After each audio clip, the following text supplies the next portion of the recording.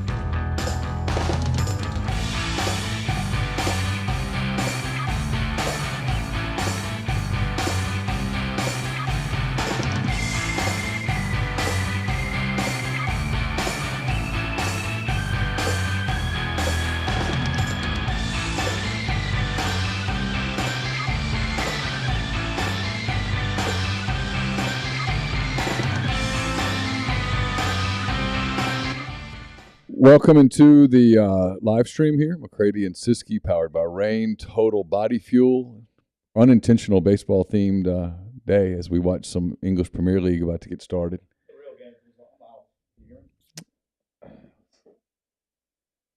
Check. There we go. There you go. Hey, look at there. It's probably a good thing to mute your mic a little Yeah. before we get rolling. Yeah, need to mute it at least to the 5-minute mark. But we got the real game coming on at 5:40 today. Cubs Reds? Yeah, No. it's going to be a good one. Cincinnati clinch. Cubs going for like win 7 in a row, something like that. Do they even care at this point, or are they just ready to go to Disney World? No, I think they actually care. I was telling you before we got rolling, their record since like August the 1st is third or fourth best in the National League. They've actually played pretty well, which is probably a good sign for an organization that knows it must spend. Because, hey, look, here's the deal, and you know this in sports. We'll get to the show in a second. Yeah. The fans spoke. Yeah. You know, only 2.2 million people went through the turnstiles. That's about 1.5 million less than they budgeted for. Is it really? Yeah, they get big crowds. They didn't sell out at Wrigley? Not this year. People stopped going. Really? I mean, people went, but they didn't get the full houses, and they know to do that you have to compete. You have to put a winner on the field, and they've got a ton of money available in the off season. It's time. They know it. That surprises me. I thought they sold out every game. No, that stuff's over. So Braves can clinch the East at 540. Yep. We need a win. Who do you play? The Marlins. The Fish. Who do the Mets play? The Nats. Okay. And so Mets are in regardless, right? Yeah, both are in regardless. Yeah. But if the it actually makes a big deal because, you know, the way the new playoff format is, if the wild card team, whoever does, you know, the loser of the Mets Braves thing has to play a 3-game series on the road, and then turn around and go right back. I think it's 2-1, but whatever. You got to throw your guys, and so in a 5-game series and a divisional series, like especially somebody like the Mets, they're only going to be able to throw, you know, DeGrom and those guys probably one time instead of twice. You know, if you could set your rotation up. So like the Braves, I imagine will throw like Freed and probably I don't know who would number 2 guy would be. But anyway, they'll throw Freed to get to throw twice in a divisional series now. Okay. So big deal. Who's going to play the Cardinals? That's who I'm cheering for first. Probably the Braves. The Cardinals would have to play. I think if it ended today, I think they would have to play the Phillies in a 3-game series, and then the winner of that would play the Braves. Okay, so I'll be a Phillies fan, then a Cardinals fan. Okay. Then a Braves fan. I'll cheer for. You just hate the Cardinals. Yeah, I'll cheer for Al Qaeda.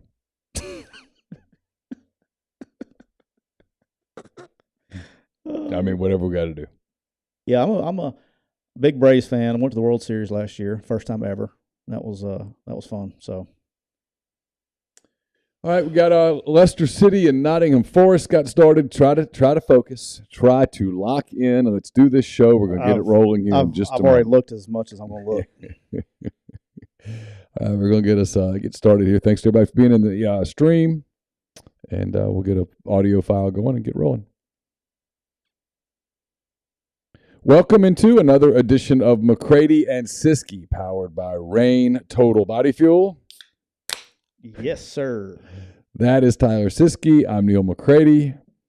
Thank you for making us a part of your week. Got right. Get good. Yeah. All right. Got a lot of things to talk about here on the big show today. So Monday, it's October the 3rd. We're into the month of October now, the middle part of the college football season. The real start of football season. In a lot of ways. This is when you start to. This is my favorite week of the year because it's the first week that everybody has an SEC game, all 7.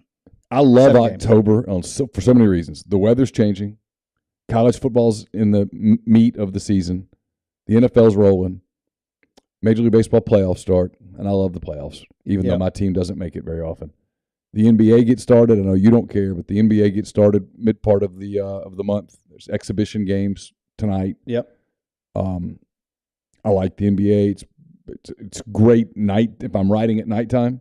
Yeah. I love to put it on in here in the background. I like it. I'm going to try to watch some NBA for you this year. But you me tell you what I'm actually excited about. I was talking to my wife about the other day. I love college basketball. Ooh, I do, and I'm gonna try to go to some more games this year. Okay, I do. I like it. So I don't like the NBA as much because they don't play basketball until the playoffs. So they don't even play defense. It's like watching an All-Star game until the playoffs. It just They just don't play We're defense. not going to start off on a fight, but you're wrong. They actually play a tremendous amount of defense. And if you don't believe it, watch an All-Star game. Oh, yeah. Hey, right off the gate here, Connor had a good question. It says, Tyler, when you watch young quarterbacks play, how much focus goes into their footwork? A ton. Because footwork, as much as the problem a lot with young quarterbacks, especially out of high school, is they've been trained by a quarterback guru. And there's nothing wrong with quarterback gurus. I think they do a good job teaching fundamentals and things like that. But the game is not played by robots, and you're not sitting in a pocket for 10 seconds trying to play quarterback. Ask my man Max Johnson how he feels about that today. Right. You gotta throw off platform, but you gotta learn how to be in balance. And that footwork really dictates a lot of getting the ball out on time and accuracy issues. So a lot. This show brought to you each and every day, or 2 days a week. Who knows what will happen? Maybe we'll become an everyday show one day. Getting numbers. Who knows? You never know. That'd be a lot of McCready and Siskey. It'd be a lot of rain. It'll be a lot of rain. I don't know. Rain would have to come up with something a little less leaded if we're going to do every day. I feel like, so Bob, we need to talk about this situation here. We're brought to you by Rain Total Body Fuel. 300 milligrams of natural caffeine, BCAAs, electrolytes, zero sugar. It's got what you need to push the limits and achieve your goals. Check them out on Instagram at Rain Body Fuel to learn more. I've got the white gummy bear, mixing it up a little bit today. I am going cherry limeade, one of my all-time favorites. It's up there. I love it, man. It's good. I do too. I can drink. Only had one cold one, so I was like, I'll let Tyler have that one. I know that's his thing. I'm a cherry limeade Red Dragon guy. That Red Dragon, it cures AIDS. It's good. Probably gonna get us flagged on YouTube, but oh no, oh, sure, my bad. It's okay. This episode brought to you by the Biden administration. There, see, we're back. Go. We're back. Oh, now we're back. Now we're back. They let us back. God help us. I'm terrible. I'm sorry. Yes. All right. Where do you want to start? You want to? Coaches getting fired. We got coaches getting fired, man. Carl Durrell out at Colorado. That's not a surprise. Yeah. The surprising part is who they think they're going to get. Okay, we'll talk about in a second. Paul Christ out at Wisconsin. A bit of a surprise. I'm surprised. A bit of a surprise that they did not let him finish the season. Tells me at Wisconsin, at least, that they have an idea of what they want to do. What are you hearing at Colorado about what's their pie in the sky? You want to know now? Yeah. They think they're getting Eric Bieniemy. Okay. Eric Bieniemy, the Chiefs assistant, longtime Chiefs assistant. Offensive coordinator, who has been rumored to be an NFL coach for a while now, and he's not getting gigs. Yeah, I don't know. Somebody has told me before, and I don't remember, so shoot me.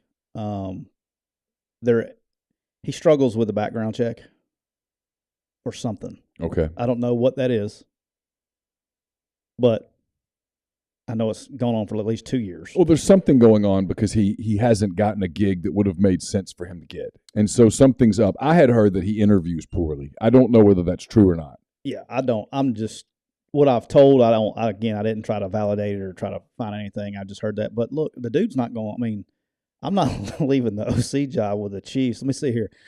All right, did you watch any of the game last night? What will Colorado pay him? Not enough. Like, if my job is to call plays for Patrick Mahomes and he gets to throw it to Travis Kelce and those guys. Is he a big alma mater guy? Because some people are big alma mater guys and some people aren't. Is he a big Colorado guy? I know he played there. Why would you want to do that to yourself? What will they pay? Not enough. I mean, it would take 10. You say that, but let's say that they say $6 million a year. He's not making anything close to that in Kansas City. No, but he could go back and be an NFL coordinator. Yeah, but I don't know, man. He's got such a good setup. So let's talk about this. What is he making in Kansas City? I would imagine he's making 1.5 or 2. Okay, so let's call it 2. Okay. Someone's going to offer him a $4 million raise to go be the head coach at Colorado, and he's going to say no so that he can call Patrick Mahomes plays? Well, when you're going to get fired, I mean, how long are you going? I think he can get. My point is, I think he'll end up getting 4 years. I think he'll end up getting an NFL head job before, if he just waits it out. I mean, the guys. They're actually, I hate for them to win almost sometimes because they're too good. But dude, they're watching them schematically. I mean, dude, they get in the red zone. It's like I mean, I'm on Geek Fest. I feel like I'm watching, killer robots go after each other. I mean, they run. Its game plan's unbelievable. Well, Mahomes is special, and he does things that are just. Did you see him last night? Yeah, that the first touchdown was just incredible. Yeah. I mean, there's nothing. The play was actually defended really well, and it didn't matter. I mean, you can literally call anything. He's like Bo Jackson on Tecmo Bowl. Yeah. Back in the day, where you just like, okay, well, we had 4 people hit him at the same time, and they ran through 2 of them, and then did circles, and then he's still running. Yeah. And that's why. I mean, he's just got a great, unbelievable pocket presence, and he's got it's insane. Like, you just don't see guys with that strong of an arm be that accurate very often. But it's like you're almost at this point, you're surprised when it leaves his hand and actually is incomplete more than you are. He can make some crazy throw and you just expect it to be complete. But I just don't know enough about Bieniemy. I would love to know why he thinks he hasn't gotten an NFL job. I'd love to know how much he values Colorado. Is he one of those people that when mama calls, etc.? Well, I doubt it, but I don't know. I think, he would have gone back the last time because Mel left it in good shape. It was. But they didn't offer it to him the last time. He was in, like, he dropped out early. He was in there. He was all up in it. Did he drop out because he couldn't get it?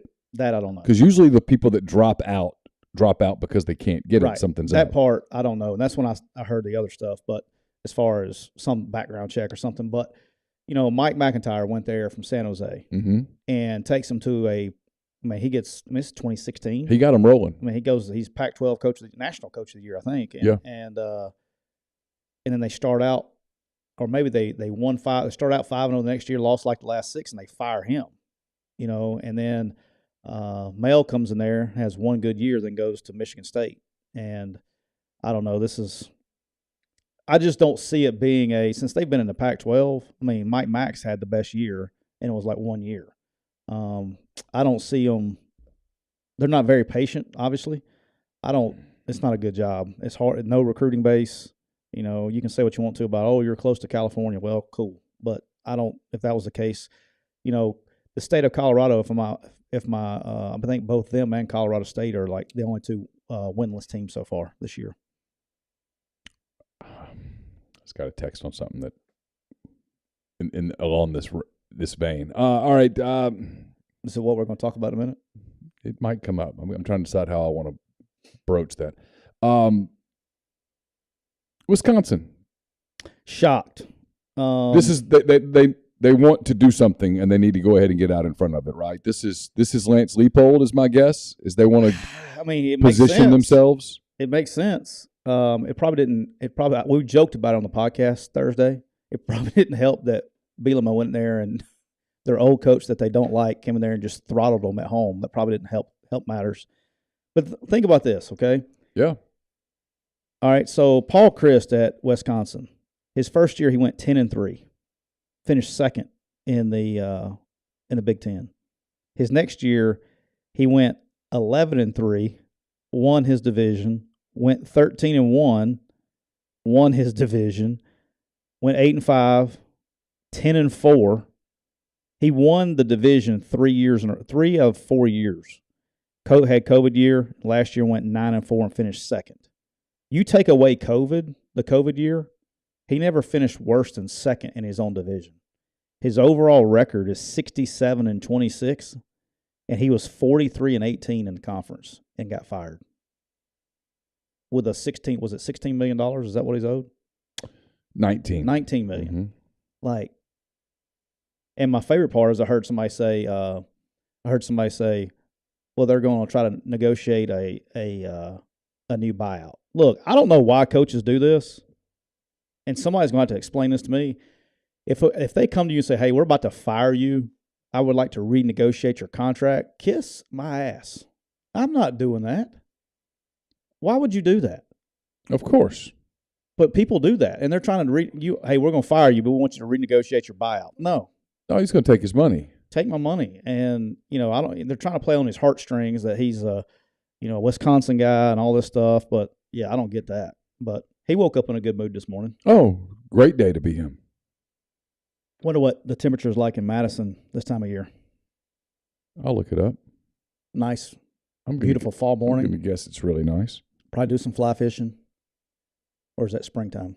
I don't know. I went to a fly fishing school once. Yeah, I don't get it. But if I'm him, I'm at a beach somewhere. We're on the road. We're in a really expensive place down on 30A or something. I took a trip. I went skiing. I can't remember. I don't remember if we went to. It is 66 degrees right now in Madison. I mean, if he's a golfer, that's perfect day to go tee it up. Have a few. Not have to worry about it. Tonight's going to get down to 44. I bet he's got him an outdoor fireplace. Light it up. Yeah. Light the grill. Yeah. You're not watching film. You're not calling recruits. Oh, I bet it. And every time you have a moment of just a little bit of panic, like, what am I going to do? You go, $19 million. We're fine. That's it. We're fine. We can do this for ever. Yeah, we went skiing. I don't remember. My wife's going to kill me because I can't ever remember. We either went to Vail or Aspen. I don't remember which one it was. We went skiing. They both. Yeah, but it's right there together, Yeah. and I can't remember which one. And she gets mad at me. 32% humidity tonight in Madison, Wisconsin.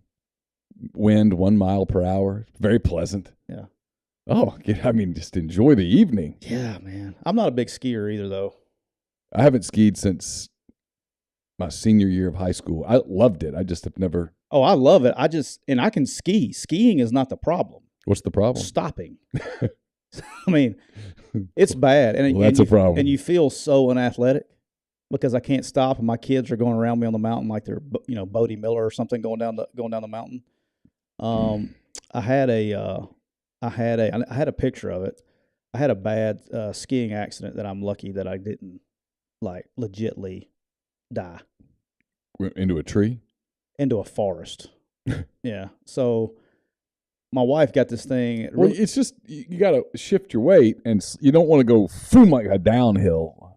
Dude, I know. I get it. I mean, I just, everything has been, I've always played everything up on my toes, and that's not how you do it. You got to sit back. And actually, I can water ski decent, but my wife got on this thing, I don't know. I think we were at Alabama when she started doing it, that she wanted, because we'd always get short notice on how much time we had off. And so one year we go to Gatlinburg, take the kids to Gatlinburg after signing day one year, and she decides she wants to go skiing in Gatlinburg, Tennessee, not not a ski resort. No. Okay. So it was like right at 30 degrees or something up on the mountain. And so my wife grew up skiing. Okay. I did not. Can water ski, but I can't snow ski. Mm-hmm. Where'd she grow up? Greenville, South Carolina. Okay. So. Well, no, wait a minute. Greenville, that's not like the ski resort capital of the world. Did her family? They just went skiing. They just went skiing all the time. Okay, yeah. Got it. So I got bored. They had one little bunny slope deal, the little green slope. Mm-hmm. Well, I was getting bored. I get bored easy. It's just one thing. It was like I'd take 20 minutes to stop, and then the thing was over in 15 seconds. So I was like, hey, I've been doing this for a couple of years. You know how I can ski. I said, why don't you go check out one of those blue squares, runs and see if I can handle it. And she's like, fine, you stay down here with the boys, and I'll do that. So I did. And about 10 minutes later, she comes, bebopping on her skis. She goes, oh, yeah, you'll be fine. That's easy. And I was like, okay, cool. So I said, well, what? She goes, now look, when you get on this ski lift, you have to take it all the way to the top because these other blue runs are closed. And so you had to go all the way to the top of the mountain. And this is like on a Tuesday. I mean, Nobody's out there. Right. And she goes, and look, pay attention. If you go left, that's black diamond. That's bad. If you go right, it's blue square. Well, I'm not an idiot. Okay. So I get up to the top. I ride this thing up, and I see where it says blue square. So I take a right, and I get off on the blue square. I'm like, okay, a little harder, but I'm okay. I'm surviving.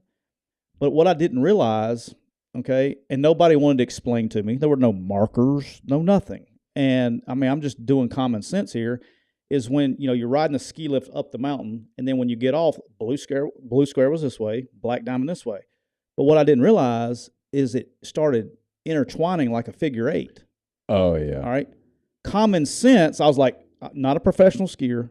I was like, surely I don't cross the path because they would meet and converge. I was like, I'm just going to keep staying left. And so you got on the black diamond. Brother, when I stayed on the left, the bottom fell out. I'm talking about straight down, and it's icy. And I'm going down this hill. I don't know how fast, and I see a 90-degree turn coming, and with nothing but pine trees, and I'm like, this is it. This is how I die. This is it. This is the moment. And I'm sitting here going, you got to be shitting me. All the stuff, crazy stuff I've ever done. This is how I'm going to die. Because I'm literally going 30, 40 miles an hour straight downhill. And I said, all right, I'm either breaking my leg, which I've done before. I said, I'm breaking my leg or something here. And so I tried to do what you see on TV where you jump and like slide. Uh-huh. Dude, as soon as I got that thing under control, down again. I was gone again. And so I leave my skis. I'm in the air. And now I'm sliding. And you know those orange fences? Yeah. Go right through it. Oh, no. And now I'm in the forest going down the hill. And I see a rock coming, and I'm sliding on my side. And I hit this rock. And it was a boulder. It wasn't a rock. I mean, it was in there. Yeah. It comes out of the ground. It starts going. And I just laid there for a second. I'm like, start, moving, make sure I can get up. I got up and walked my happy ass down that mountain in my snow boots. It took me like an hour and 15 minutes to walk down that mountain. And I was not getting back on my skis. You got your steps in at least. But I had like a down jacket on. I looked like I'd been like tarred and feathered, man. And my wife she goes, where have you been? And when I took everything off, I mean, I was just black and blue all the way down the left side. It was a bad deal. So, yeah, I'm not a skier. Got it. Yeah. Fun facts for you guys. That is. There you go. All right. Auburn got beat. Auburn, as you told me, Auburn just Auburned. Yeah, Ross Dellinger, by the way, funniest tweet ever. He said, "Did you see that?" I did not. He said, "He says Harsin 17, Booster 0." That was great. Saw Ross Friday. I went and had a beer with him Friday. Yeah, and he told me he saw you. Yeah, saw him. Kyle Campbell. It was good to see those guys. Had a drink with them. But anyway, long story short is came out hot, and then it just caught up, man. And LSU was a better team. Auburn struggled scoring. They got some plays in the air. And it's just like they shot their load, and it was over. I mean, they couldn't do anything else with it. I mean, they did everything they could. They were done. And LSU came back, and I think he needed that one. That was a big one because of what he's got coming next 2 weeks. So he's got next 2 weeks. He goes to Georgia on Saturday. Yep. Then he comes here, plays Ole Miss on October the 15th. That game, by the way, an 11 a.m. kick.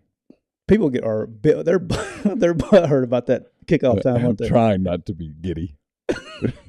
I love it, man. I freaking love 11 a.m. For what I do. Yeah, I get it though. I get it for fans. Yeah. I do, especially if you got to drive here. For me though, I mean, it was so awesome. I left my house at 8:30, about 8:25.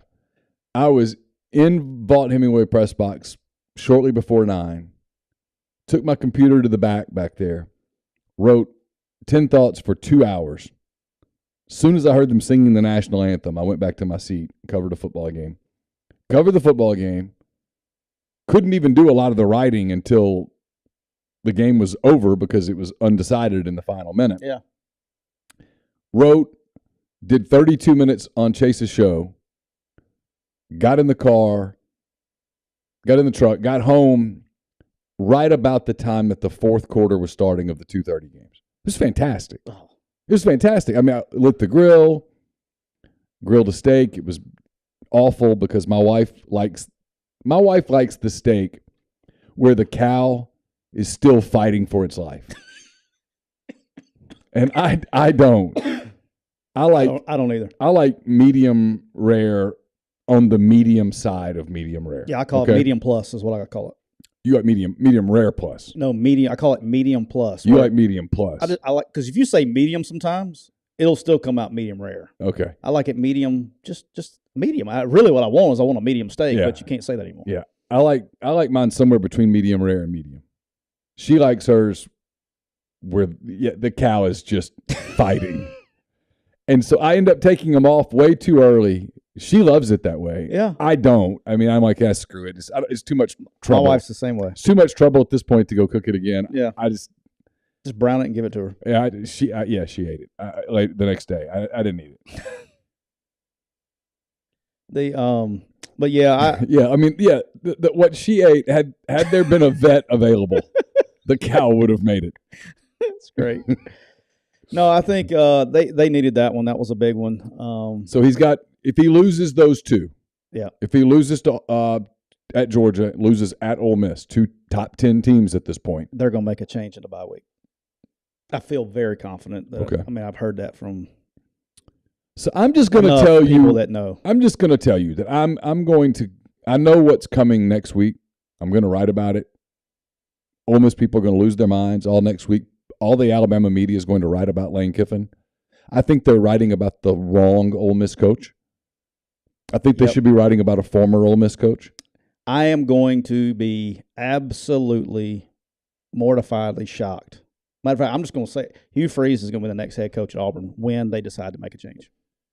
As of this moment, today, I agree with you. To the point to where I think he's not only the leader in the clubhouse, I think he's the only person in the clubhouse. Now, they're going to look into some stuff, and I don't know what their feelings are when they find out everything, and they're going to find out everything. If you ask me today, what's today, October 3rd? Yep. Their intentions on October 3rd is hiring Hugh Freeze. I agree. If and when a change is made. Well, a change is going to be made. Bryan Harsin will not be the Auburn coach next year. You never know. I mean, what if he goes and wins this week?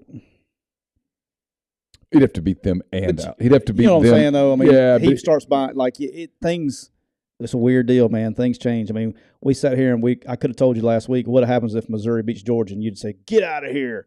And it damn near happened. You know what I mean? Like, you got to, they still play the games. But, yeah, I would be, I don't like what they're doing. But, and let me say, because one of the guys that worked with me was telling me this the other day, is like, I guess there's like this, somebody was saying something about Lane going to Auburn. Is that a rumor or something? Well, here's what happens. Because Kiffin moves the dial from a media standpoint. I mean, you put Lane's name in your headline. You put Lane's picture on your photo, it's going to get clicks. People like to talk about Lane Kiffin. They are obsessed with his social media. They are obsessed with stuff that happened years ago, etc. And so they just go with it. And so, yes, media that are looking for clicks, all you need is for someone to go, yeah, you know, I mean, and look, if you're Auburn, yeah, do you kick the tires on Lane Kiffin? Of course. I've said this 1,000 times. It's a bad fit for Lane. It's a bad fit for Auburn. If you think about what's happened at Auburn, it makes no sense at all. Dude, he's not going. No. So stop asking. No, I'm just kidding. Yeah. But he's not. He's not going to Auburn. Now, I think he's made that pretty clear. But Lane's never going to be the guy that stands, and why should you? I mean, I wouldn't let him talk. Like, if I was Lane, I'd be like, look, he's got the best agent in the business. Of course. Okay, if his name gets floated out there, they float names. And look, Jimmy gets 3% of what Lane makes. Mm-hmm. All right. What's he making now? 7.5? Is that what? Yeah. All right.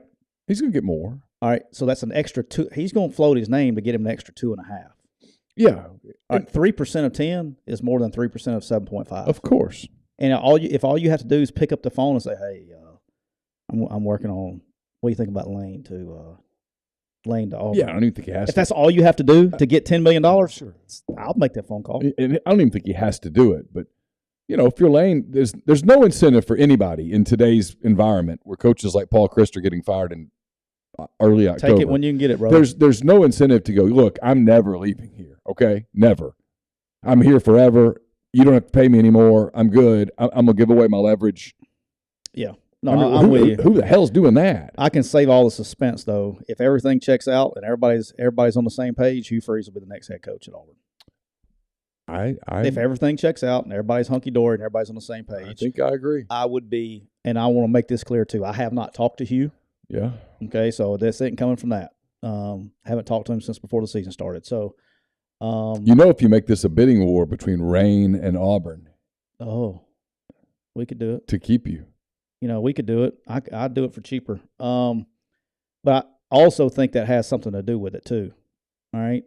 If you're paying Gus, what was it, 30 or whatever we came up with the other day that they had to pay Gus, it was roughly 20, and they're going to owe Harsin 16.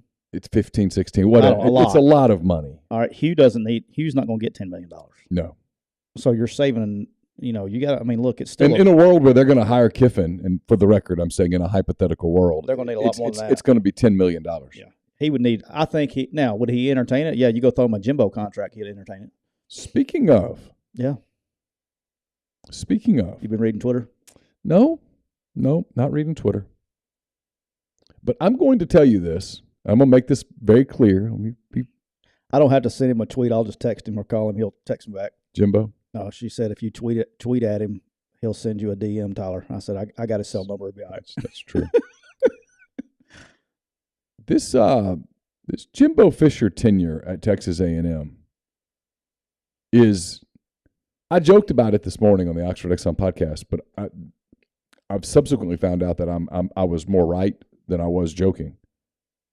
We are a bad snap on 2nd and 5, a missed field goal, a KJ Jefferson fumble, not happening, away from real meltdown in College Station. Well, I think the meltdown's there. I just think you can't afford it. $86 million. I understand that. I'm all I can say is this. If I'm Jimbo, I'm making sure that everything is straight. I'm making sure that every T is crossed and every I is dotted.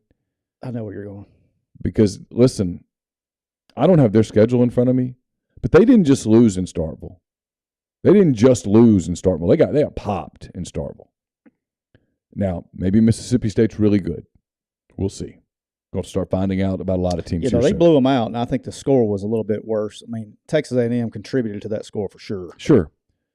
They got to go play Alabama. They might catch a break because Bryce Young, Nick Saban said today that Bryce Young is day-to-day. Yeah, we can talk about that in a minute. I got some stuff there.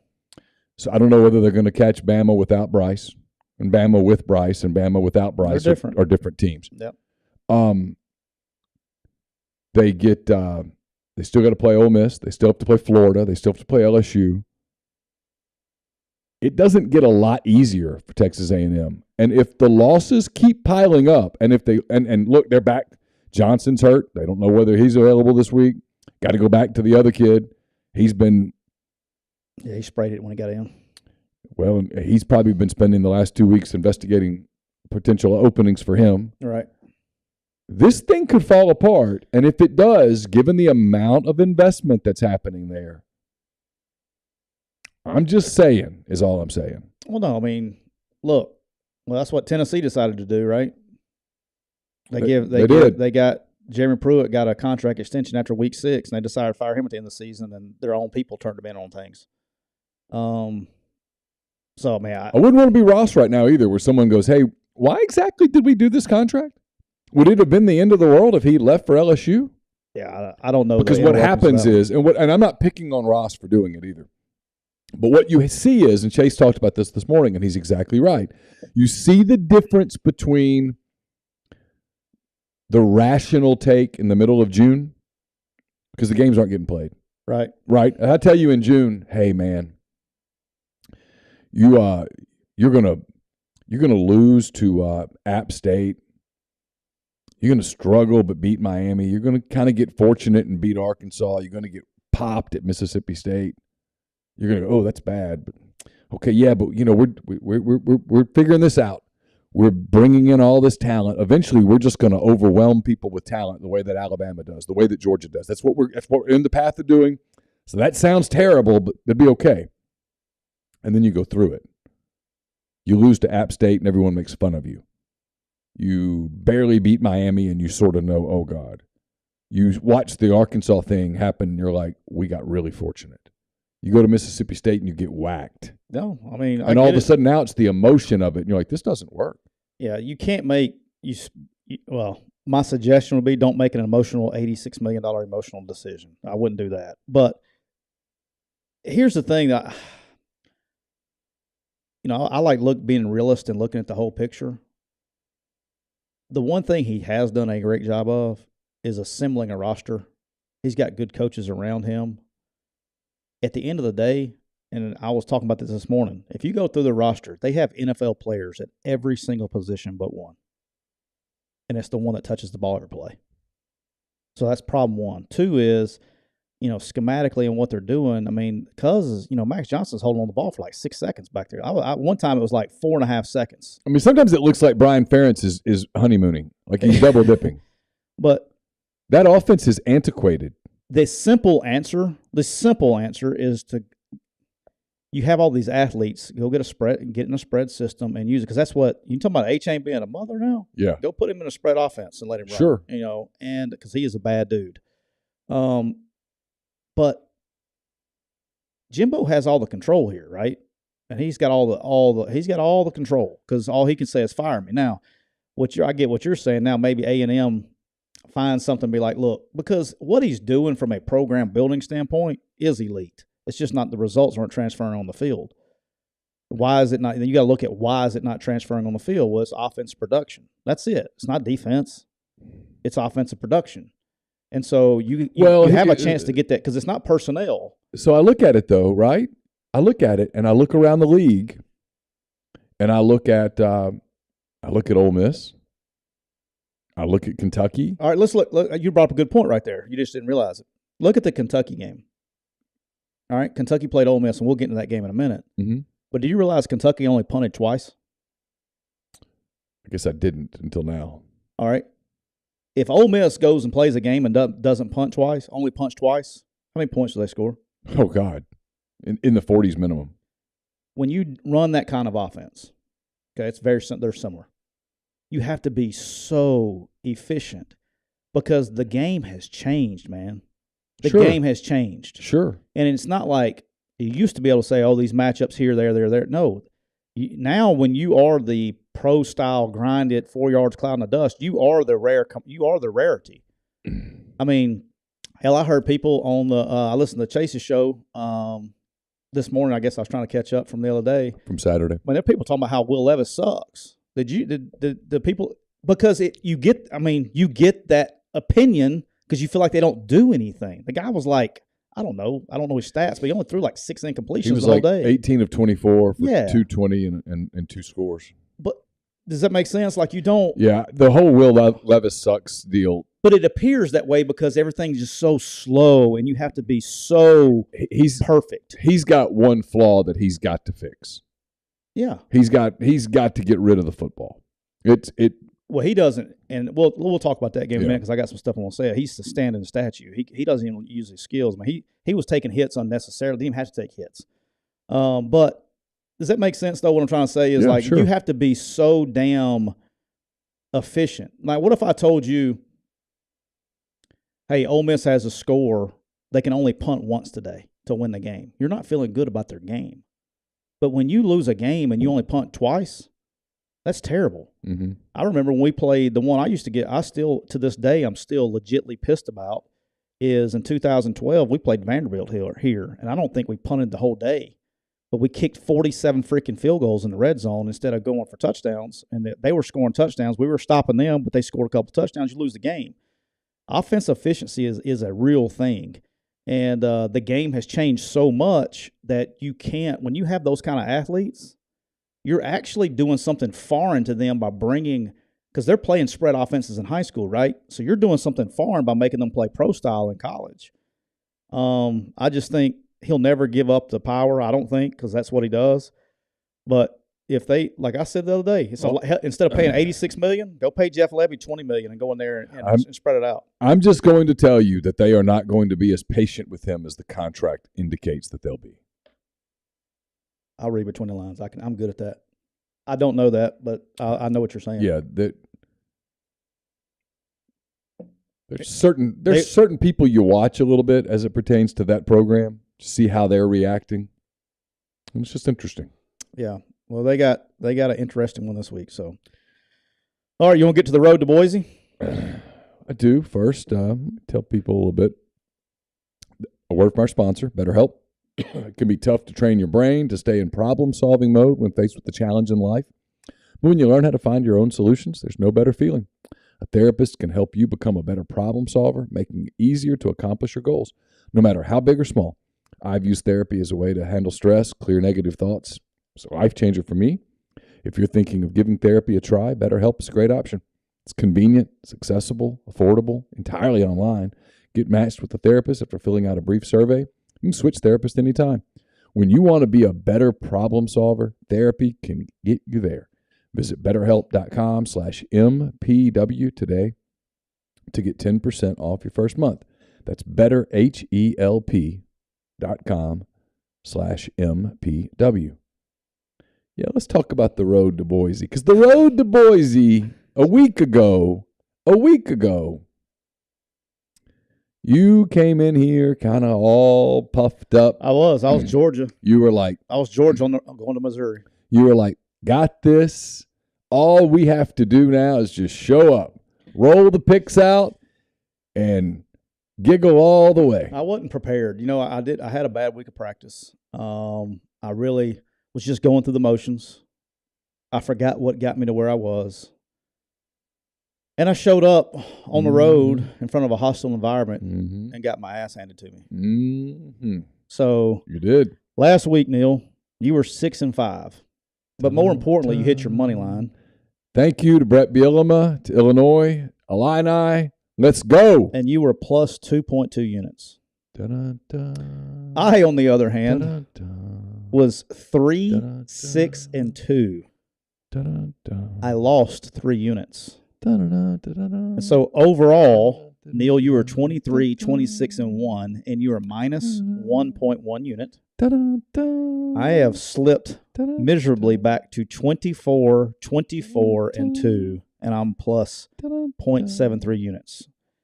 So the difference is I'm still up 1.83 units, and I want to let everyone know that I've learned my lesson. I'm back to practice. Sometimes giving a great effort. Sometimes when you lose momentum, you can't get it back. But I'm different. Well, that's for sure. I'm different. I know I've learned my lesson. No one's arguing that. I will come back with a vengeance this week, to the point to where I was so embarrassed about my performance this weekend that I started studying late last night. Yeah. But all kidding aside, probably the worst since I've been doing this for 3 years, since I've been not coaching. The worst Saturday I've ever had in my life. I mean, it was damn near comical. So I won, bet the Ole Miss game, won it. Bet the Oklahoma State game, won it. I was like, oh, this shit's easy. And then she started. All right. This is on the picks, off the picks. I lost 10 straight bets of my own on Saturday. I mean, I couldn't damn win one. I was like, this is a damn joke. But on Sunday, I made it up on Sunday, got a little crazy, did what I said not to do. Started pressing a little bit. I did go 4-0 yesterday on my bets. I did the 2 that I tied. Actually, I bought the half a point on the Bills and the Vikings yesterday. Won those. Won the money line last night. And then thanks to you, sir, because I like to bet, I won on the Raiders yesterday. So I went 4-0 yesterday and caught back up. Yeah, I went. Let's see. I missed on Washington versus UCLA. I missed on Minnesota versus Purdue. Missed bad on that. Hey, we're gonna go. I want you to go to the games too. Okay. Before you get going. Okay. Did you watch the Washington game? No, I did not. Dude. Can I tell you how pathetic I was Friday? Would you go to bed at 6? Close. I was asleep by 8:45. Are you serious? Yep. Well, I wasn't far. I actually watched the game. I had nothing else to do. I didn't. You didn't watch the Braves game? I did not. I didn't. I went to bed. Washington, every time I bet, all the way back when he was at Indiana, Michael Penix Jr. It's at Washington now. Yeah. If I bet against him, he looks like freaking Steve Young. And if I bet for him, he looks like Tyler Siskey. I mean, he was just throwing the ball to the other team, man. I don't even know what he was doing, like he had money on the game. UCLA kicked the shit out of him. Wasn't even a game. All right, you had Minnesota minus 12 at Purdue. Did you watch that one, or they were hosting Purdue?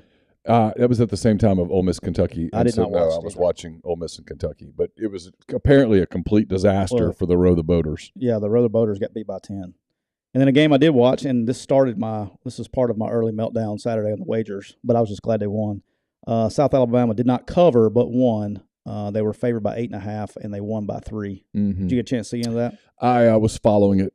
I did not get a chance to see it, but I was following it along. Yeah, look.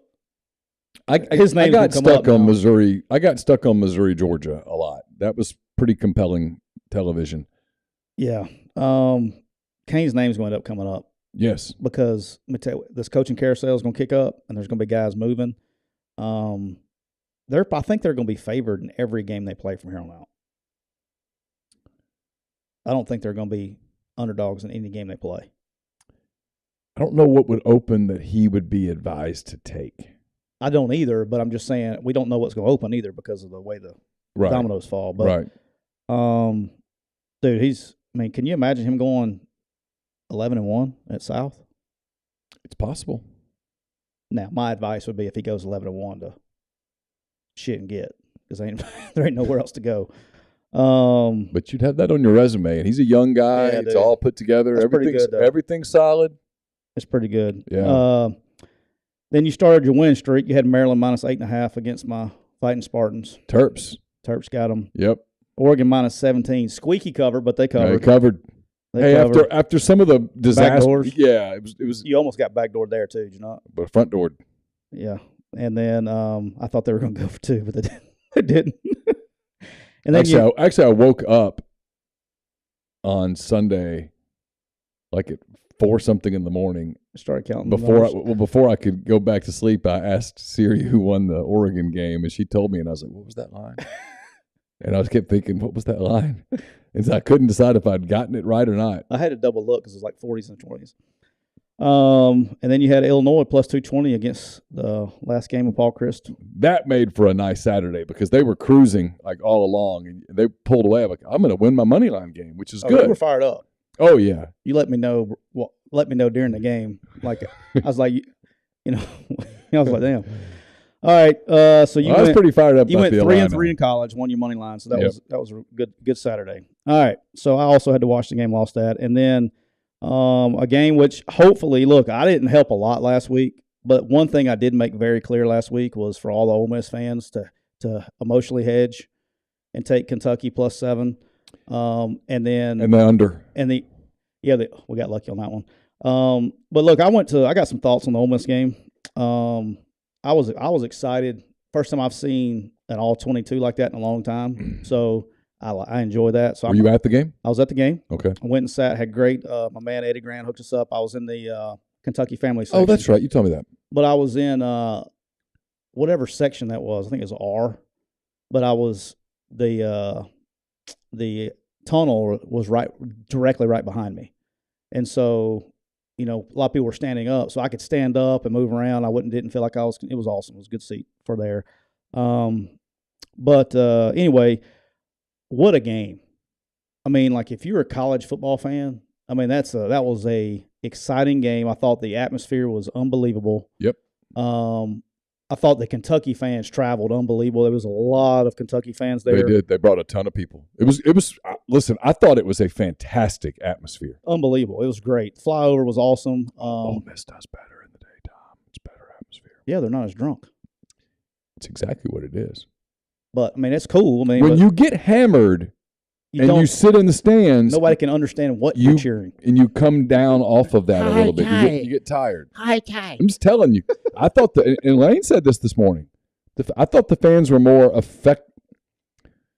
It was loud, dude. I thought they had more effect on the game than they normally do. Now, granted, I haven't been to any games. That was the first game I'd been back in Hemingway since I was there last time. Since I was coaching there. Mm-hmm. That was the loudest I have ever heard that stadium in that game, with the exception of the 31 seconds that we led against Alabama after DK caught his before that was electric. That 13 seconds after that touchdown was pretty electric, but that was loud. But thought the atmosphere was great. From the actual game standpoint, I text you this. I thought the offensive game plan, Ole Miss's offensive game plan, starting the game was a work of art. I thought, I don't know if it's Lane. I don't know if it's Charlie. I don't know whose responsibility that was. But, and I'm going to get a little football geeky here, and I told you this, and you were like, what the hell are you saying? But so I'm going to explain it. They kind of came out almost, they predicted not only did they predict what Kentucky was going to come out in, but they also had their adjustments in the first half predicted. And so you saw Ole Miss hitting the crossers, right, on the passing early in the game. Yeah. So what they were doing is they were using the motions to pull because they were playing an 8-man front, but they were playing a lot of zone early in the game. But with those motions, they were pulling the flat coverage defender down to cover the speed motion for the run, and they were going play action and then hitting the crosser, and it takes time to develop, so you got to give credit to the offensive line for holding up to hit those deep crossers over the top of where the flat coverage defender got pulled from, because they were blowing the top off with the corner with the receiver on the post, and they kept hitting the crossers, and it was a thing of beauty, man. And they kept hitting that. So they had the first drive, and they go down there and they score whatever it was, and they score. Well, then Kentucky, and that's what I text you. I said they gotta adjust to man coverage, or they're in trouble. They'll hit these. They'll pick them apart with these big plays. So they did, and when they went to man coverage, they started going speed sweep motions. And here's what that does. One is but when you go, if you're not running across, and you saw this late in the game too, they didn't know whether usually you bump those things, right? And then the backers were trying, because you're changing strengths. Okay, so the backers are responsible. They call it banjo. So a banjo, usually in man coverage, you have two backers that are responsible for that back. If he goes out that way, this backer has him and he's free. If it goes that way, this backer has him and he's free. But when you go the speed sweep motion and the ball snapped right when he's in the middle, now you got both guys trying to react. And that's when they started hitting, like when Quinshawn hit his run. The reason he hit, I love Quinshawn to death. I think he's really good. But 84% of the people listening to this podcast could at least got 25 yards on those, because there was nobody left. There was nobody home because they left on the motions. The people who were supposed to be filling the gaps were eye candy with emotions.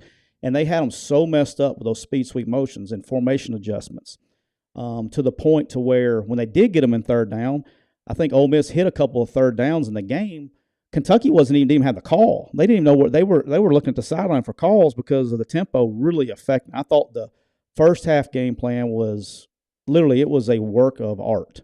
Now, like I actually texted you this during the game. Yeah. I said they're going to go in at halftime, and I said they're going to start cutting crossers, and that's what they did.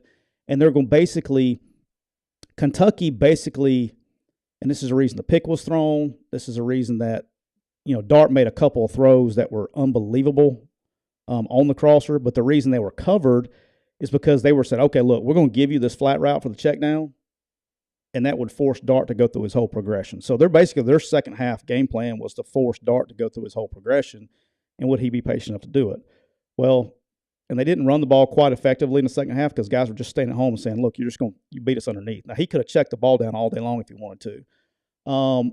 He started liking those crossers a little bit and threw some balls that he got one picked, threw some that were tipped, that if he had a little bit of air on it, but it wasn't a terrible read. I don't disagree with it. I like the decision, just the ball was a little bit flat, but I thought he played fine, probably, and that's kind of what you want from him. But both teams it was just a great game, man. Yeah. Both teams had a chance to put the game away. Yep. If they don't throw the pick at the end of the first half, I don't know if it's not over then. Right. If they score on that drive. Yeah, Lane talked about that as well. Mm-hmm. He's already done his deal today? Yeah. And then Kentucky had their chances in the second half. And then, you hear all the talk from both sides, obviously. Well, Kentucky should have won the game, but they didn't.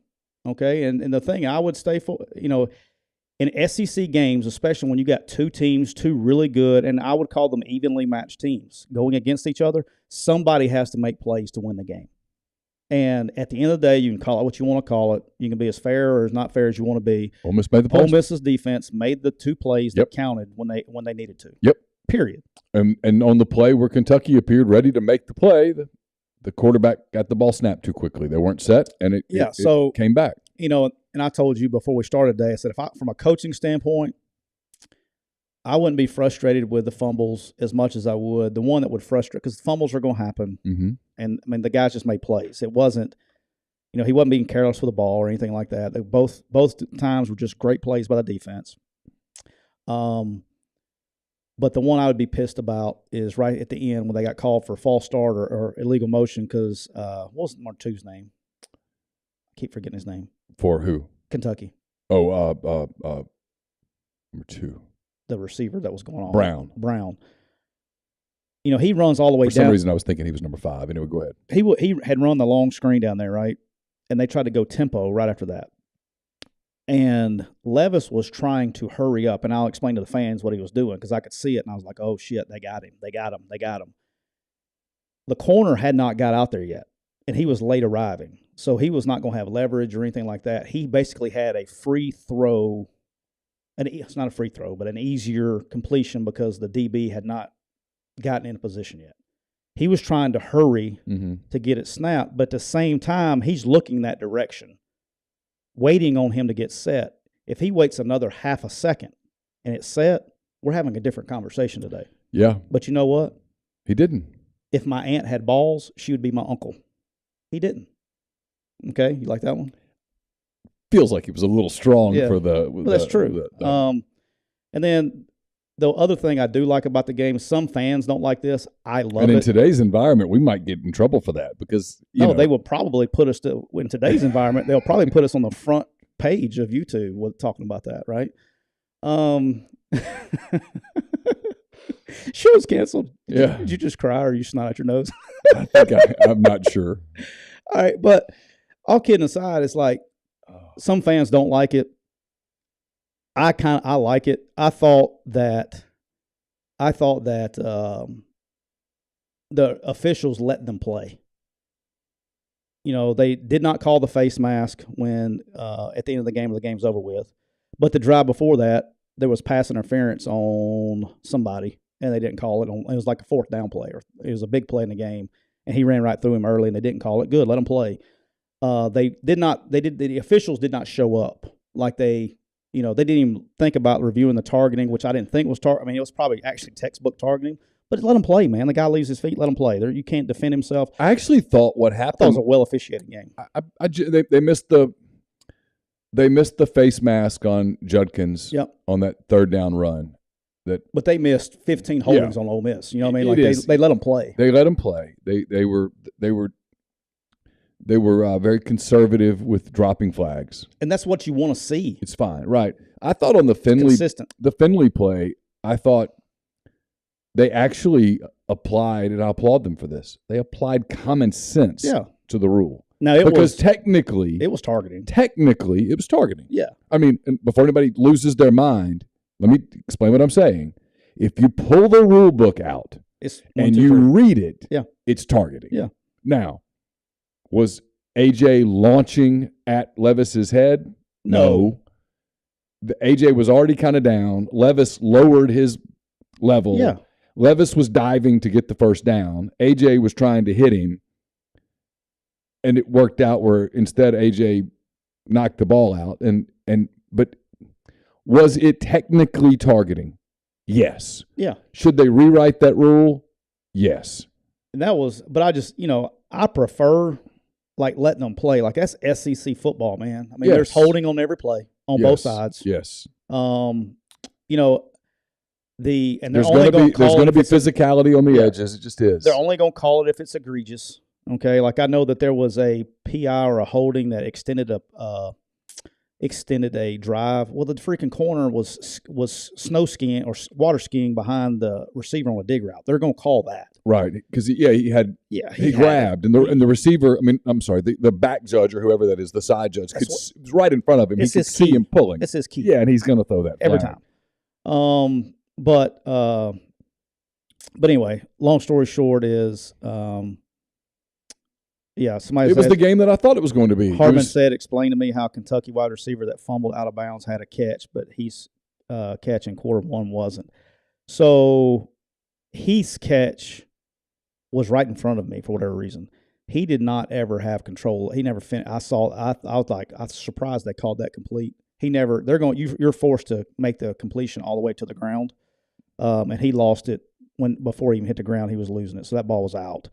I don't know which one he's talking about when he says. I vaguely remember, but I can't. I just the Kentucky guy. Yeah, fumbled out of bounds. Yeah, there was a play where Kentucky got a catch, and when you looked at it on review, it sort of looked like the ball was moving, but I don't know. Yeah, now that one, that was in front of me too. I know what he's talking about now. That was in my opinion, that was an incomplete pass. Right. I was actually shocked. Now, they went to go look at it again. That was in the middle of the third and fourth quarter. They had that big break. Right. And it took forever.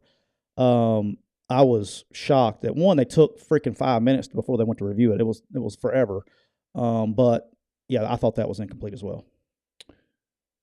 But, look, I've said this the college officials are going to miss calls. It's not going to be as well officiated But that was as an NFL game. But that was as good as you could hope for. I thought they did fine. Yeah, that was as good as you could hope for. I thought anytime they don't freaking make it a flag throwing contest, I'm all in on that. It was what I thought that game would be. Two really good teams, two programs that are winning a bunch, and they played a really good game. No, it was. I thought I had Ole Miss by 4. They won by 3. That was about what I expected. I said it was going to come down to a kick. I just didn't know it was going to be I knew it was going to be a 3-point game. I just didn't know which way. Yeah. But, yeah, the Kentucky had its issues with long snappers, or short snappers, I guess you could say. But, look, those were two good football teams. And regardless, and this is the thing you got to keep in reality, regardless of what happened within that game, those are two good football teams that are going to win a lot of games. We are brought to you by Walk-On Sports Bistro. They put everything they've got into bringing you game day with the taste of Louisiana. Dig into their mouth-watering, made-from-scratch Louisiana cuisine, po' boys, gumbo, voodoo shrimp, plus fan favorites like juicy burgers and fresh salads, all in front of 70-plus TVs, more than 40 ice-cold beers on tap. Check them out in Oxford or Ridgeland.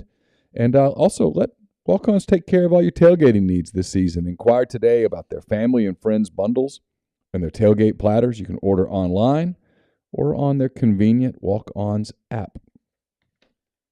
All right. You want to talk about this Tua thing? Yeah, because I think you and I are going to disagree on this again. Are we? I don't know. You last week were cool with him coming back into the game. I'm not a fan of them making this a publicity stunt. What do you mean? The NFL, there's too many. Well, one thing, I told you this.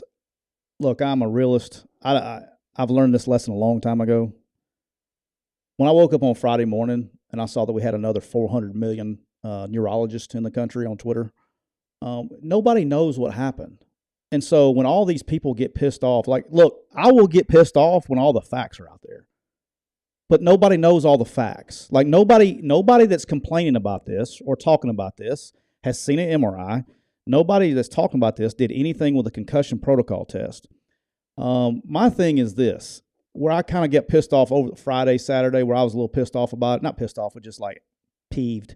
Irritated. There you go. Yeah. Is the most likely outcome, nobody even wanted to talk about probably the most realistic outcome. This is not the Miami Dolphins doctor approving him to go back in. Right. This is a third-party NFL. Right. So these people that are talking about McDaniel getting fired and all that stuff, the guy was approved to go back in the game by a third party. You know what I mean? What are you supposed to do? It was the guy who approved it was a Miami-based, not hired by the Dolphins, Miami-based, I guess, neurologist person that is down there to be the third-party guy. Right. And he's been let go. He won't work any more NFL games. Exactly. Okay? He doesn't care. He doesn't want his name dragged. Have we heard his name yet? I don't know. I haven't. Now, why would you not release the guy's name? There's this thing called slander. Because there feels like there's more to this.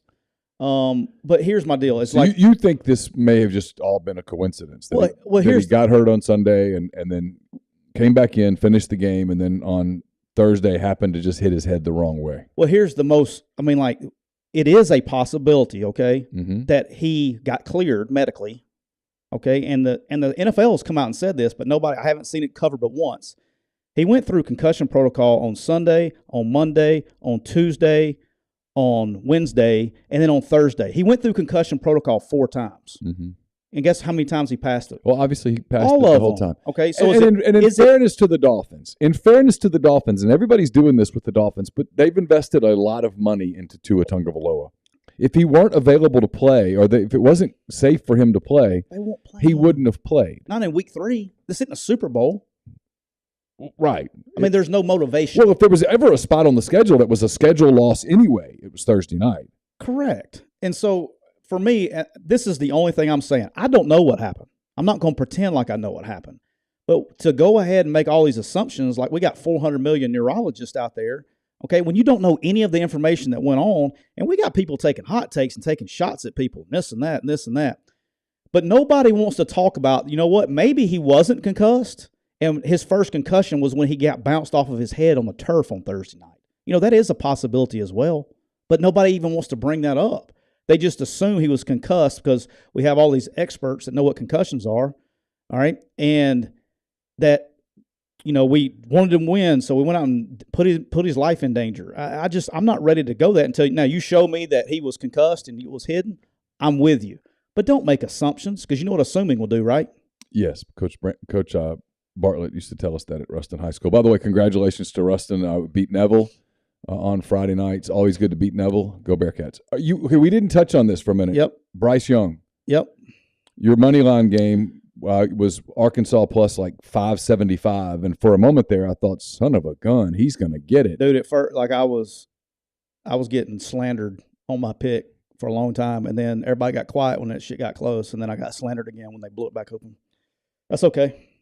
I'll take it. Bryce Young left that game in the second quarter. He did not return. What do you know about Bryce Young? Because obviously, if this is a major injury, this is a game changer in the SEC West. Like I think it's going to. I think you got a little clue with like the diagnosis or the public diagnosis. First of all, the public diagnosis and the real diagnosis are probably two different things. Sure. All right, so you can take that with a grain of salt. But that injury, I've coached 3 quarterbacks with it. Bo Wallace was one of them. Mm-hmm. Ryan Applin was one. And A.J. McCarron was one. And regardless of what happens, now I'm not a doctor. I didn't see it. I haven't seen the MRI. But I imagine he got an MRI on Saturday night when he got back. But any injury like that is probably going to end up being rotator cuff labrum related. He's going to have to get shot up, and you look at, like, I remember when AJ had his. AJ did not throw a ball at all during the week. Not one. This went on for weeks. And get shot up on Saturday and go play. But here's the problem with it is that you can get a cortisone shot on Wednesday. Bo was never the same quarterback again. Yeah, no, Bo. Now, let me tell you what. Bo Wallace's, let me tell you something. His was bad. That's a tough dude now. Oh, yeah. Let me tell you something. You can say a lot of things. You can say whatever you want to say about Bo. Absolutely. It's one of the reasons that a lot of the people in the media, like me, I pushed back on the good Bo, bad Bo thing. I love me some Bo Wallace because that dude right there, you talking about going to war with somebody? Like if we go fight somebody, I want that dude on my team. Sure, I understand. But he was never the same quarterback. He never threw with the same velocity again. And you saw it. Now, once you get it fixed and all that, all season next year's a different deal. But this is what you're going to get. Regardless of what happens, especially this early in the year, every single week that goes by, his velocity is going to come off and off and off and off and off. And Bryce Young is not a big velocity guy to begin with. People don't realize that. He's a touch guy. And also, you got to start thinking about, you got to protect him in the run game. You can't let him be getting hit all the time and slammed into the ground. And that one was on him. He had opportunity, 1, to get rid of the football, or 2, just get tackled. But he put himself, and you tell quarterbacks that all the time, it's like you can't. It was a bad decision to be even in that position where he was. He should either he should have just gave up and got himself tackled, or B, thrown the ball away. He should have never put himself in that position. So if I was pissed at anybody, I'd be pissed at him for putting himself in that position. And that's something that like I always tell quarterbacks, is you got to know when to cut your losses. I mean, they ended up winning that game. Arkansas took some chances defensively late, trying to kind of get back into it, and it led to some big plays. But they were not the same team without Young. An obvious duh. Yeah. But it does make you wonder, like, if he's limited or if he can't go, because here's the thing about Alabama that is surprising. They're nowhere near as elite on defense as we all thought they would be. They're pretty damn good now. But they're giving points up. I'm not ready to write them off on defense. Okay. Look, I think they're good. You look at the game the other day. You get the ball on the 4-yard line after a bad snap. There ain't shit you can do about that. You know what I mean? Sure. They've been put in some bad positions too. But the shoulder thing with the shoulder is the note. What he said it was, when they say it's a shoulder sprain, they're not really going to go into detail. That tells me that he's going to attempt to come back and play at some point in time. the thing that not concerns you, but the thing of intrigue is the game is different today, right? All these kids with the NIL, and this guy's going to be an NFL player. Mm-hmm. He's got all these people around him. What if it has to be fixed? You tell him, hey, you can play the rest of the year, but you got to fix it at the end of the year, and you know you're going to the NFL. And you start getting people in your, you know what I'm saying? Like, that's what's going to be interesting to me. Well, because, you know. Because I think something like that usually has to be fixed. And if he got it fixed now, he'd be ready to roll by the time I just don't, who's around him, who's in his ear. Yeah. My guess watching him is that he is going to try to manage it and play all season. I would be shocked if he didn't. Most competitors do. Yeah. And look, I've had the injury. You shoot that thing up on Wednesdays with cortisone about every 2 weeks, and you take a shot right in the shoulder, and you will feel like you're 15 years old. And it makes bad noises. But you can rip it. But every single week, it's going to go down and down and down, and you're going to lose strength in it. There's a lot of season left. A lot of season left. So, but look, he's a competitor. Now, when you talk about playing Milroe, okay, well, everybody's like, well, you know, this and that. Look, they got plenty of offense and stuff for him, but they wasn't going to show it then, one, because he probably hasn't practiced it the whole week. Right. But you give him a full week, they're going to be running a lot of quarterback runs. That stuff's in the offense. The offense hasn't changed since 2009. All right, people think that you just can't scrap everything and go, okay, hey, guys, here's what we installed all week. This is what we worked on. Now let's scrap it because we got a new quarterback in. It doesn't work like that. I think Milroe, somebody's asking a question, why Milroe and not Ty Simpson? Because you saw what happened. If being fair, if Ty Simpson was playing that game, he couldn't do what Milroe did on 3rd and 17. He's not ripping 177 yards off. And that was the play of the day. Yeah, that changed the whole game. If they don't convert there, I'll go full take. I think if they don't convert that play, and they have to punt in that moment, I think Arkansas wins. It's definitely I would have definitely liked to see what had happened. Was, but you know, the problem when they started ripping off those long runs after that, they were going cover zero and they were out of gaps and they were bad misaligned on some things formationally. But they're going to do some read zones, some power reads and some things like that. But he's not a phenomenal passer. He's not very accurate. And when you don't have the receivers that they've had in the past to help him out, that's where it would become interesting to me. That's where next week gets pretty damn fascinating for them. I still don't think you're talking about at Tennessee at 2 weeks. That would be now. That's the other thing. Do you let Bryce rest this week and get it back? Because look, whenever he decides to throw, the shit's gonna hurt. Okay, and it's not. He can sit right here and look at you and be fine. It's this motion right here. When you get your arm up and you do any kind of sublux like that, it's painful. Look at you, sublux. Well, I've been through some injuries, but I just think it's going to be interesting to me. I think if he doesn't play, which we'll never know, I will try to get the under this week in their game. Okay. It's at like 52. All right, some other games that you wanted to talk about. Georgia Tech fires their coach. How about that? Brent Key gets the interim gig, leads them to a win at Pittsburgh, a real emotional thing for Brent Key. Who would have ever thought that was happening? Georgia Tech at Pitt winning a game. It's college football, man. I mean, you had a team that was probably, Brent Key is a really, really, really good motivator. He's a really good football coach, and he went to school at Georgia Tech. That was the reason he went back with Jeff, and I've known him for a long time. Happy for him. I don't know if it's not going to be enough, but Pitt fell asleep, man.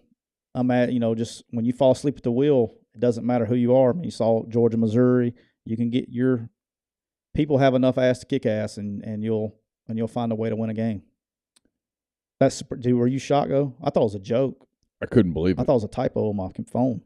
Michigan barely prevailed over Iowa. Very close. I think we got to start having serious conversations about Michigan, though. Well, I mean, they were fortunate Saturday. I mean, that Iowa was right there. Right there. Yeah, Michigan. Just right there. Yeah, but all kidding aside, Michigan's really good. They're really good. I was waiting on this game a little bit. Watched it. So I've been doing this thing. I started looking it up on Ole Miss last week, previewing the Kentucky game. I was like, well, what's their record? Ole Miss is now 16-3 in its last 19 games. There's 4 programs better. 2. The other 2 are the ones that kind of surprise people. obviously Georgia, Alabama, Oklahoma State, and Michigan. Yeah, Michigan. Michigan is 17-2 in its last 19 Are they games. both again? Who they lost to Ohio State obviously once. And they lost in to Georgia. Oh yeah. I mean, they're elite right now. They are an elite program right now. Hey, I just want to go on record, and so I'm going to jinx them right now as we speak. So October 3rd, I'm jinxing them. Okay. You remember back in the summer when you asked me who was going to be in the college football playoff if it wasn't the other ones? You remember who I said? I don't. I said Oklahoma State. We did talk about Oklahoma State. We talked about Oklahoma State and NC State. I specifically said You Oklahoma did. State. No, you did. And You people thought I absolutely was did. absolutely crazy. We need to go find that and pull it. Yeah, I'm going to we'll jinx them. You know, we'll jinx them. But dude, I watched that game against Baylor. They kicked the shit out of Baylor. That was a dominating performance. They're good. Yeah, they're good. Like I would have them my favorite in the Big 12 right now. TCU gets a big win over Oklahoma. Oklahoma's in trouble right now. TCU and Kansas play this week, which will be one of the big national games, which college is game awesome. day. How about that? That's great. Who had TCU Kansas as college game day week 6? On the same day that Alabama Texas A&M played, let me just tell you, absolutely nobody. Nobody. How awesome is that? But look, man, you got to get. I mean, good for them. I like both those guys. Oklahoma, quick you clients. They got to find it, man. They got to find it. They got enough ass to kick ass. The quarterback gets hurt. They got, they started struggling a little bit, but there's no other game to get them right than this week, the old Red River rivalry. Yeah. I mean, you can throw the records out of the book. This is kind of like the Egg Bowl. It's a weird series. Wake beat up on Florida State. How about that? I know. I didn't see. You could have talked me into a cover. You could have talked me into a close win. I don't know if I would have believed you if you told me they were going to blow them out. I mean, it was never even close. Yeah, I probably wouldn't have believed that, but I did think Wake would win. I had that one. That was impressive. And Clemson, I got to tell you now, I have wanted to bury Clemson. I have wanted to bury them. For some reason, I kind of catch myself cheering against them all the time. He may have started figuring it out a little bit. They're pretty good. NC State's got a nice team, and they just couldn't hang with them. And rightfully so. And I've said this the whole time, and we can talk about this with our good friends at A&M that we've already covered. Mm-hmm. You can be as good as you want to in the other 21 spots on the field. Yeah. But that guy that takes the ball, that touches the ball every single play, I mean, the guy touches it every play. Mm-hmm. If he is not performing up to top 5 abilities, then you're going to lose games and you're going to be limited in what you can do. And really, last year, Clemson was still Clemson, but the quarterback position wasn't what Clemson's used. I mean, their last 2 quarterbacks were Trevor Lawrence and Deshaun Watson. Yeah. And there was a drop-off from there to DJ, right? Yeah. This year, he's made plays. And he's starting to look like the quarterback and make throws that are starting. I'm not saying he's Trevor Lawrence, not saying he's Deshaun Watson. He's just better. And they're starting to win games. I don't know if they win that game. Those were 2 good football teams, and they were playing physical. That was a physical-ass game Saturday night. That was a fun game to watch. Place was electric. It was really good. And they, and NC State's got another one this week. So they got Florida State coming to them. Oh, I know who I'm picking in that game. I know. We're also brought to you each and every week by our friends at Clean Side Wipes. They're the EPA 2021 Safer Choice Partner of the Year winner. Kills COVID in 30 seconds. It's broad spectrum, hospital grade, antimicrobial efficacy, citric acid base. I see you. No harsh chemicals. Simple one-step, no rinse, cleaning and disinfecting. Removes film left over by harsh chemicals such as ammonia and bleach and alcohol. Clean Side has the lowest toxicity rating allowable by the EPA, which means it poses the lowest risk to the health of employees, patients, students, customers, or the environment. It is citric acid-based. Clean Side germicidal wipes deliver powerful efficacy against pathogens without the potentially harmful effects of other chemical disinfectants, all in one easy-to-use wipe. It's great for schools, daycares, nurseries, hospitals, long-term care facilities, office buildings, households, and more. It's available in wipe, obviously, and also in a ready-to-use spray. For quantity, size, details, and more, contact our friend Todd Abbott at wipesandgloves@gmail.com. That's wipes and AND, not the ampersand, gloves at gmail.com. When is Todd going to send me my reading? Yours was see the spray, spray the spray, wipe the spray. See spot, go away. All right, before we get out of here, you want to talk about the SEC slate this week? Yeah. And then we can get you out of here. Let's do it. This is my favorite, legitly maybe my favorite week of the year because this starts the season. Okay. If you're a real football fan, okay, this starts the football season. All right. It was all preseason before all this. Now we got 14 teams in the league. All 7 of them are playing each other on Saturday. So this is real football. Yeah, let's do it. All right, we got Tennessee -3. Can't wait. Going to Baton Rouge to play LSU. I'm so locked in on this game. What's your gut? Where you at? My gut is I'm taking Tennessee, and I'll lay a couple 3 points. That's my gut, but there is something nagging me about, hey, watch out. I'm going to tell you this. I think this is going to be a very fun, entertaining game to watch. I agree. This is probably, let me see here. Yeah, this is definitely the one that I'm most interested in the league in this week. Mm-hmm. If you told me this game was played in a parking lot, in Montgomery, I'm taking Tennessee by a bunch. I think Tennessee. That would hurt. Do you know how much that would hurt? Over the course of a game, all the tackles on a parking lot. You'd be all right. Okay. Don't feel much when it gets started anyway. Dude, LSU, they are very slowly getting better. Defense is already better. Yeah. They gave up, Auburn scored 17, but they were on big plays. You know what I mean? They're getting better, but here's the one thing that keeps bothering me about LSU that I can't get out of my head. Yep. Is their best play on offense is a drop back to pass, and everybody's covered, and Jalen Daniels takes off and runs for 15 yards. They still don't get to the top of a drop and make a play. Right. Deliver the ball this guy runs like a chicken with his head cut off, and very effectively. LSU at home, dude, it's just a tough place to go win, man. You know what I mean? I'm interested. I don't know what I'm going to do yet, but I'll probably do something. I'm going to go back and watch a little bit. Tennessee's had a bye week. How much does that affect them? Timing, things like that. It's the first time, they went into Pitt. That's the thing that's in my head. They go to Pitt into a raucous environment and really struggled in the second half when they should have taken over a game. And then vice versa, State, LSU decided they want to play in the second half of that State game, and they pretty much shut them down. So I don't know where I'm going to go on that, but it's going to be the most entertaining game of the week. Yeah, I'm interested in it. I just kind of believe in Tennessee right now. Yeah, I have this funny feeling that Tennessee is about to make noise. Yeah, Corey says, first thing he said is LSU's crowd isn't going to be where it typically is. They will. They'll be fine. Just like the Ole Miss fan was fine. I'm telling you, people are making more out of these early kicks than they need to. You might as well get used to it. It's the new normal. It just is. Yeah. Get used to it. And then he said Daniels is injured. Right. He did go out of the game. I don't know how serious it is. But yeah, my bet will definitely be affected if he plays or he doesn't. Well, yeah, of course. Yeah. So if he can't play, I'm Tennessee big. Because their number one play, and that's why he's playing from the jump, is he can do things when the routes break down and get covered, and he can do things when protection breaks down and Nuss can't. So right, what else we got? Good. Arkansas at Mississippi State. I'm interested in this one too. State's favored by 6.5. Yeah, and I think that line, I saw it somewhere, had moved up to 7.5 in some places. Really, which already? Feels like a big number. Yeah.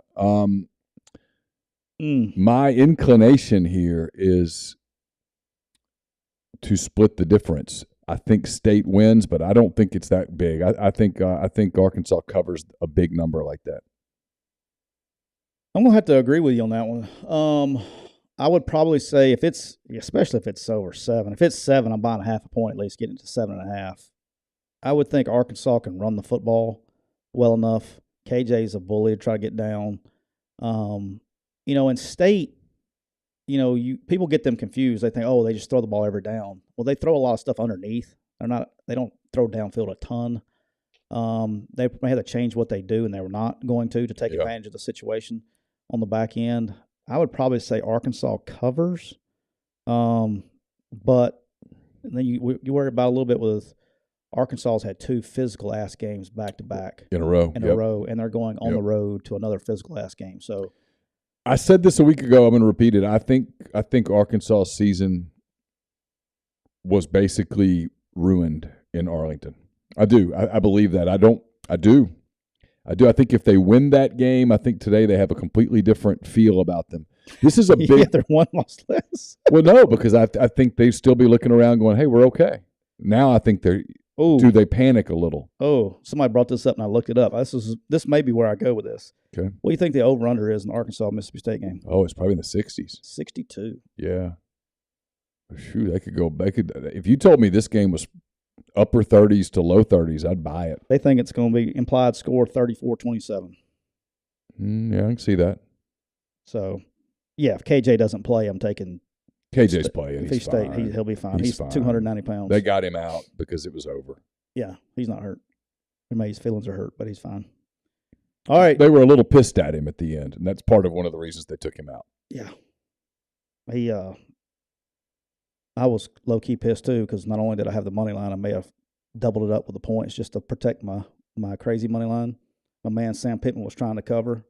Dude, how about this? I got a question for you. This is a good question because we got a lot of Ole Miss fans that have been in this situation before. Mm-hmm. If your coach, let's say like maybe it was 4 years ago, let's say the Rebels were like 19-point dogs. All right? Let's say your team was 19-point underdogs. Mm-hmm. And you're down 21 points. Okay? You're down 21 late in the game, fourth and 7 from the 20, and you decide to kick the field goal and you cover. As a fan, are you less pissed that he covered, or are you just pissed that he didn't go for it and try to get the touchdown? No, you're less pissed because he covered. Is that a thing? Probably. I want the fan. That'll be an interesting question for the fans. Are the fans less pissed if they lose but cover, as opposed to go for it and try to get back in the game and don't cover? I don't know. That's an interesting question. Yeah. I'll be surprised if Jefferson doesn't play. Yeah, he'll play. All right, we got Missouri at Florida. Florida's a 10-point favorite. I already know where I'm going with this one. I think I'm going to take the Gators and just lay the points. I think Missouri's got to be just A, a little spent, and B, a little down. They blew the Auburn game. They've won 2 leagues. And it was right there for them the other night, and what would have been just a massive victory for them. And I don't know, it just feels off. I think Florida wins and covers. I don't think that's a particularly close game. Yeah, I agree. I think Florida blows them out. That's scary. We're starting to agree a little bit, Neal. Yep. Scary. Look, I said this the other night.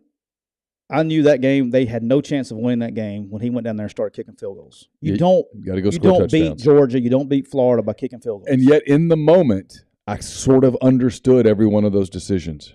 It just was they had no offense either. And he's like, okay, do I take 3 points here or what do I do? And yeah, I got it. It just was they didn't have enough. Look, and it ended up making the game not as close as it should have been last year when Ole Miss played Alabama. But you got to give Lane credit. You know what he did? Freaking went for it. Yeah. I mean, could have kicked field goals, could have done those things, but you got to go for it. I mean, if you want to beat those teams, it doesn't matter if you're at home or you're on the road. You get one shot, and you better score 7. 3's not going to get it done. Right. And that's just, I've always believed that. Yeah. In big games, you cannot play conservative. You got to go for nuts. If you're going to go, if you want to dethrone the mountain, you got to go get the mountain, and you're not getting it kicking field goals. All right, what else we got? Auburn at Georgia. Georgia minus 29.5, and I think it may be up. It's a big number. Georgia's not playing the kind of offense to make you indicate that they're going to cover that number. I haven't decided. I mean, I don't know what I expect out of Auburn at this point. I just think they'll have a tough time scoring, dude. Well, I do too. I mean, I don't know how they score. That's my whole deal. I mean, they have 2 blown coverages. How they got 14 points this past week. I don't know how they score. And look, LSU's good on defense, but they're not Georgia. Right. And I will say this: I was a little disappointed in Georgia's attention to detail on Saturday. Like, cool, Missouri, you almost won the game, but that was a lot more about Georgia than it was about Missouri. And you would have thought that they came back with it a little bit better on after the Kent State game, and they didn't. This is a rivalry game, but is it really? Does Georgia even view this as a rivalry right now? Auburn does, but does Georgia? I don't know. That's a lot of points. I'd probably be interested in over-under in that game. But all right, and then I may bet both on this side. We got Ole Miss minus 18.5 at Vandy. Yeah. I may double dip on this one. Well, I know what I'm going to do if I'm doing this one. I'm taking Ole Miss and laying the points, and I'm going under. Well, that's what I may double dip. The over is 59.5. Yeah, I just don't see it. And Ole Miss is minus 18.5. This has 35-10 written all over it. 41-10, or that's maybe a lot. I think this is going to be a similar game. There's nothing that Ole Miss has done that makes me think they're going to jump up into the 40s against. I know they got 42 against Georgia Tech, but they can always turn around and hand the ball off in the games like this. Yeah, also if you're laying in this game, once it's in hand, you've got to get like Caleb Warren off the field. You've got to do some stuff like that. I don't know. It feels underish to me. If you told me 31-10, I'd buy it. 35-10, 38-10. That's about as high as I'm going. I think that's where the game is. What you got to say to get the under? You're probably saying like Vandy's got to get to 20. What's the implied? The implied score is basically 40-20. Yeah, I don't see that. That's the Vegas implied score is 40-20. Weldon says give him the plus 19. I love me some Weldon, but he's on crack sometimes. Yeah, I don't know. We'll see. Well, here's what he's doing. I get it. Now, look, I'm going to tell you this. It's a sleepy place to go. It is. All right. And as dumb as this sounds, this is a big week for Ole Miss. Oh, no, this is a big maturity week. You just played a big game. You've got another big game coming. You're in the top 10. Everybody's doing if you want to be taken serious, like if you really want to talk about a special season, you go take care of this. This is a game that in the second half people like me are writing. This is a game that if this game goes the way that it goes for Ole Miss, if they're going to be an elite team, if this game goes that way, when people are asking me questions about something that happened in the third quarter, my honest answer is I didn't see it. I don't know. I was writing. Yeah. If you want to take the next step as a program and become an elite program, then games like this, you go there and the final score is 53-0. No, it's probably a little. That's much. A little high. But you score. It's 38. It's Georgia Tech. It's 38-7. You have the feeling like you did when you went to Atlanta. It's okay because you had a big game, a physical game. That was a physical game on Saturday. Mm-hmm. All right, Vandy's had a week off. Yep. And you go there and you're going into a situation where this program over the years has had a tough time going and playing. But it doesn't matter. You got to say we're better than you.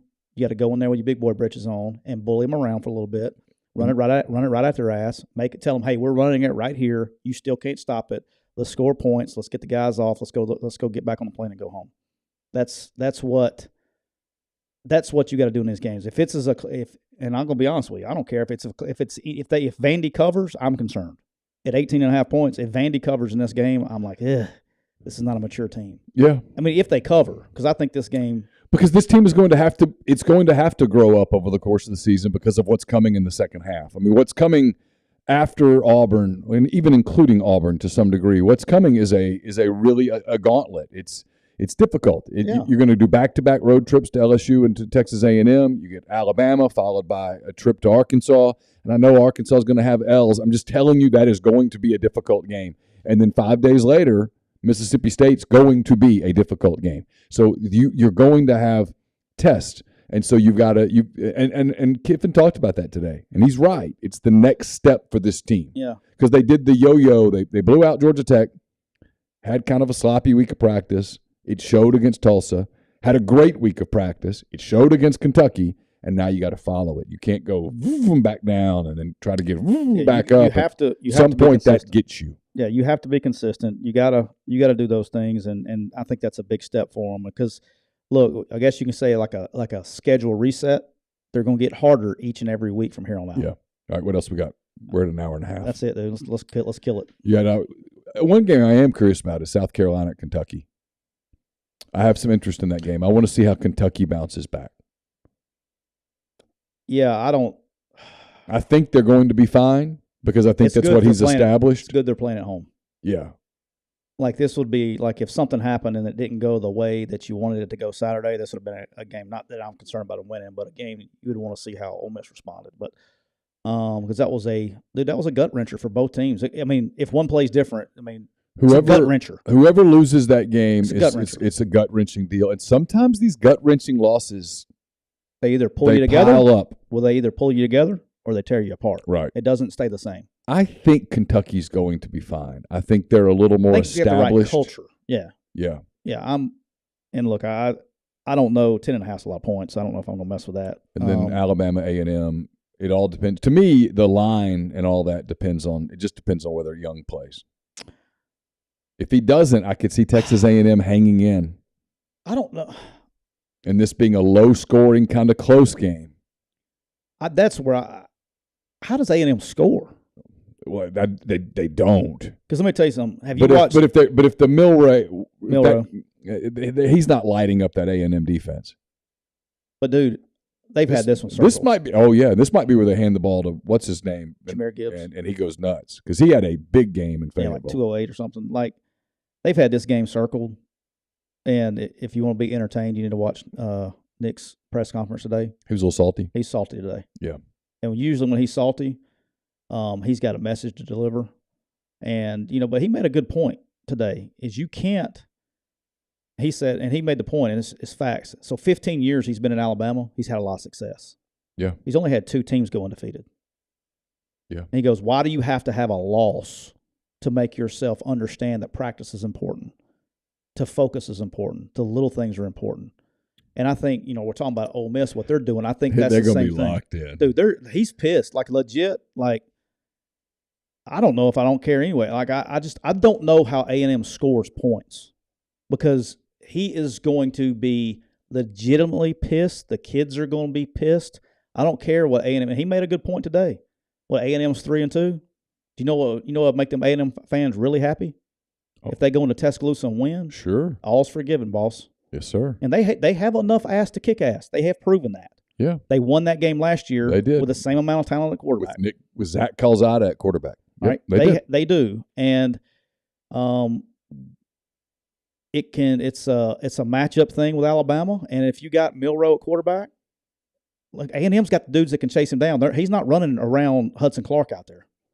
You know what I mean? I mean, they got some dudes, so they're going to be pissed. But I don't know how they score, man. I don't. If I'm leaning anything, I'm leaning lay the points or the under. Caroline was just glad that her friend Cam made his kicks. Good for him, though. He did. He made his kicks. He had a long week. I know. He had a real long week.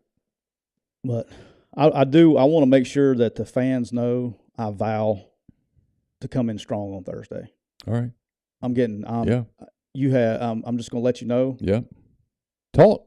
Say it. I'm coming in hot. Because I'm not a trash guy. I'm an action guy. No, I'm coming in hot. Okay. It was my fault. The blame's right here. Don't blame the kids. Yeah. I'm a man. I'm 44. Yeah. That was like a couple weeks ago, by the way. But no, I'm coming in hot this week. Okay. I will study and make sure. That's fine. The wife's out of town. Mm-hmm. I'm a bachelor up all week. Do you know how much film I'm going to watch for the next 3 days?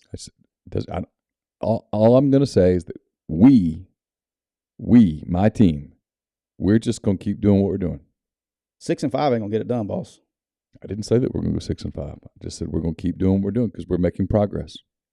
It's going to be cold out there in Boise, Idaho. That's fine. I'll be there to film it all. All right, we'll stop there. We're brought to you twice a week by Rain Total Body Fuel. 300 milligrams of natural caffeine, BCAAs, electrolytes, zero sugar. It's got what you need to push the limits, achieve your goals. Check them out on Instagram at Rain Body Fuel to learn more. We'll be back on Thursday with a Make It Rain Thursday edition of the show. I'm sure stuff will come up between now and then. We'll make our picks and see what happens here on McCready and Siskey. Again, thanks to everybody from the stream. Bunch of you in the stream today. Our numbers are awesome. Please tell a friend. Hit the like button. Subscribe. Go to our social medias. Follow us. Stuff like that. Interact. We'd love for you to do that. That would be cool. So see you on Thursday.